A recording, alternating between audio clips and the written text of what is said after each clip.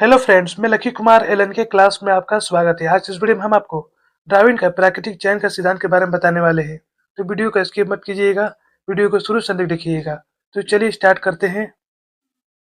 Darwin का प्राकृतिक चयन का सिद्धांत, Darwin's theory of nature selection. प्रसिद्ध प्राकृतिक विज्ञानी चार्ल्स रबर्ट डार्विन ने अपनी पुस्तक दी ओरिजिन ऑफ स्पीसीज अर्थात जातियों का अभ्युदय के अंतर्गत जैव विकास के प्रवण की भूमिका का वर्णन किया है।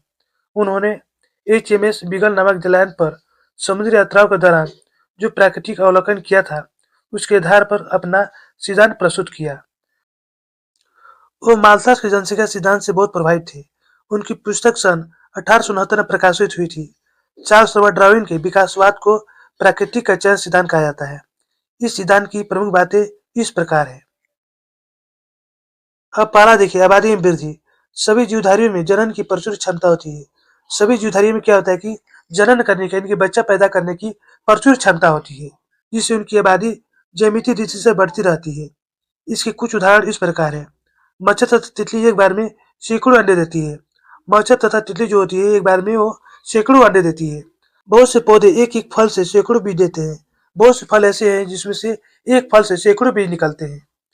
कुत्ते, बिल्ली, खरगोश, बकरी आदि जानवर से एक बार में बहुत से बच्चे को जन्म देती है। सभी क्या करते हैं, एक बार में बहुत से बच्चों को जन्म देती है। ठीक है, जैसे हो गया कुत्ते, हो गया बिल्ली, खरगोश, बकरी, सुअर, ये क्या करते हैं, एक बार में बहुत से बच्चों को जन्म देती है।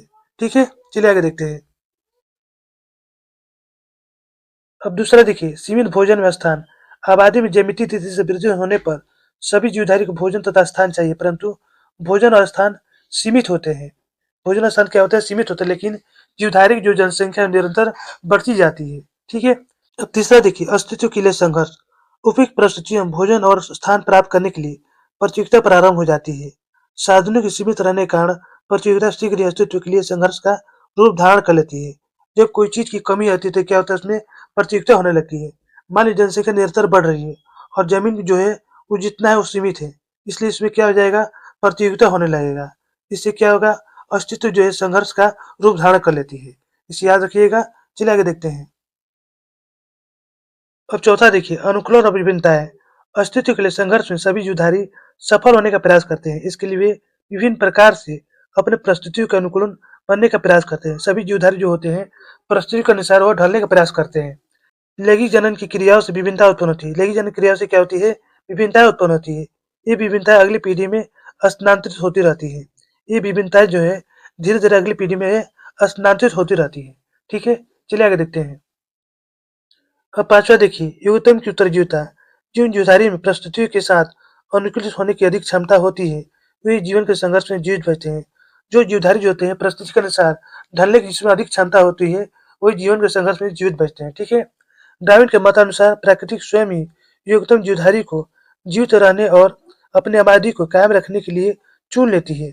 इसलिए डार्विन को इस सिद्धांत को प्राकृतिक चयन भी कहते हैं।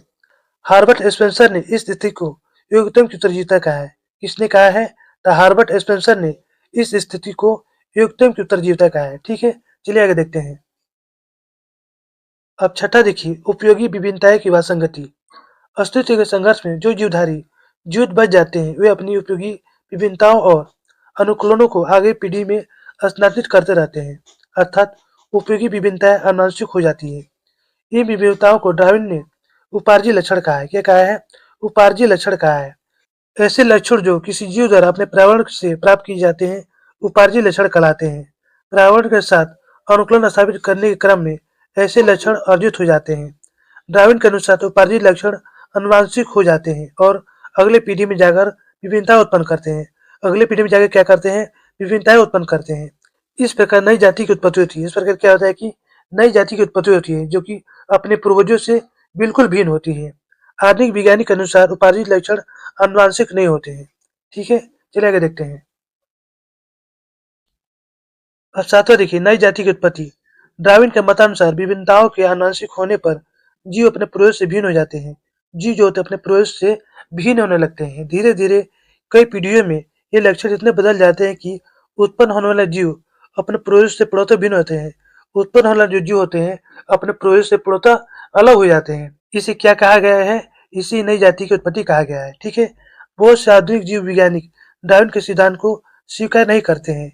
डार्विन अपने सिद्धांत में अवशेषित अंगों और उत्परिवर्तनों को कोई स्थान नहीं दिए हैं। जहाँ तक योग्यतम लक्षण की बात है, वे लक्षण हमेशा आनुवंशिक नहीं हो सकते हैं। प्राकृतिक चयन का सिद्धांत विभिन्नताओं की उत्पत्ति को स्पष्ट नहीं करता है, केवल उन्हें कारकों के रूप में स्वीकार कर लेता है। तो दोस्तों, यहीं पर हमारा वीडियो समाप्त होता है। यदि हमारी वीडियो आपको अच्छी लगती है तो लाइक सब्सक्राइब जरूर कीजिएगा, बेल आइकन जरूर दबाइएगा, जिससे नई वीडियो को नोटिफिकेशन आपको मिलता रहे। धन्यवाद।